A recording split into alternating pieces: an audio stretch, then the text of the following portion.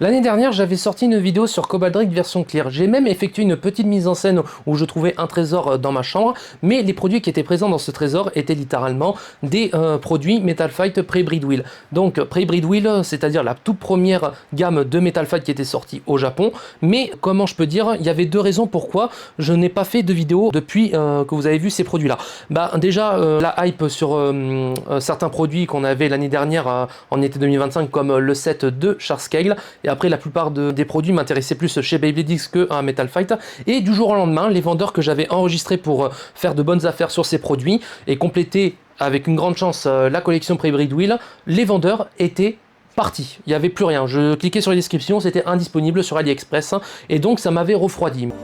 Les mains en l'air, allez hop! Pas, vous m'avez refroidi. Allez, ça va, c'est pas drôle, dégèle, t'as 10 secondes. Ponctuel. Mais bon, il vaut mieux tard que jamais, on va aller découvrir les toutes premières toupies de les leaders de la nébuleuse noire de Metal Fight.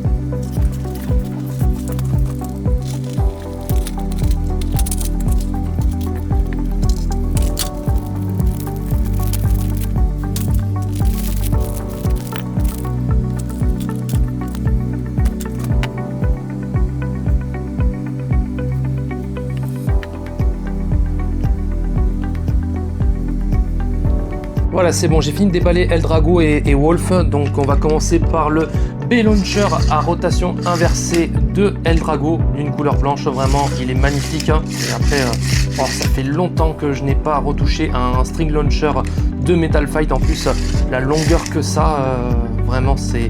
Regardez, même on a le droit au dragon qui est présenté sur le lanceur, qui est l'esprit de Eldrago dans Metal Fight, donc c'est vraiment très très beau. Après, ce n'est pas le seul motif, il y a d'autres B-Launchers de Eldrago qui ont d'autres motifs avec d'autres dragons, mais qui ont le même coloris, mais celui de la version Pre-Breed Wheel en a qu'un seul, et il me semble qu'il y en a un ou il y en a deux dessus, si je me trompe pas. Peut-être que je me trompe pas, donc on verra. Mais en tout cas, il est de bonne qualité, donc il faudra juste que je fasse attention à ne pas l'user. Et après, une petite surprise aussi, nous avons droit sur le pack de Wolf, un boulon de Quetzalcoatl, donc Quetzalcoatl qui a été sorti en version limitée, que je possède aussi dans la collection, que vous aurez bientôt sur la chaîne aussi en temps voulu, mais vraiment je sais pas quelle différence il y aura vu que c'était dans le pack. Peut-être que c'est une erreur, je ne sais pas. Donc en tout cas, ça fait plaisir d'avoir un boulon de rechange que je trouve vraiment stylé. J'espère que vous voyez bien avec la mise au point.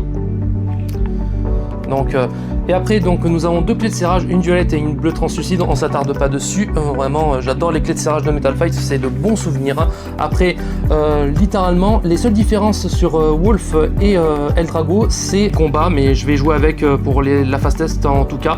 Mais après, je vais pas mettre les stickers parce que les stickers de Metal Fight sont vraiment fragiles, et ça s'enlève vraiment facilement au fur et à mesure des battles. Voilà. Et après, nous allons passer à Wolf.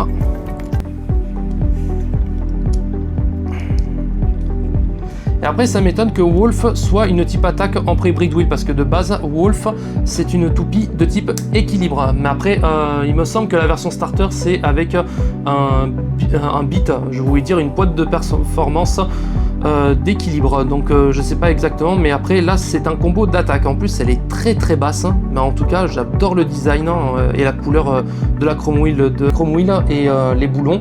Mais sinon, les axes de rotation, ce sont les mêmes. C'est 105.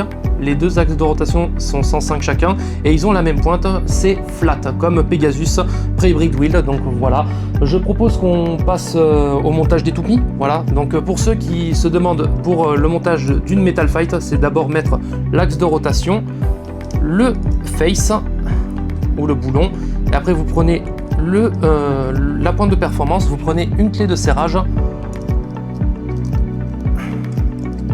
et vous prenez bien le bon sens parce qu'il y a deux sens. Le rond c'est pour visser la pointe de performance et là que vous avez un petit côté où c'est un petit peu d'angle, c'est pour serrer le boulon. Mais si vous voulez pas abîmer le boulon, ne le serrez pas avec la clé de serrage. Si vous avez fait à main nue, c'est amplement suffisant. Donc voici le compte rendu de Eldrago Pre-Hybrid Wheel avec un Metal Coat doré vraiment qui est magnifique. Et vraiment c'est dommage que ce soit en Metal Coat parce que ça va s'écailler avec les Wolf en tout cas. Et après il y a des petites écriteaux. Mais en tout cas je propose qu'on aille faire une petite Bay Battle avec Ryuga et Doji. Vraiment ça va être vraiment génial.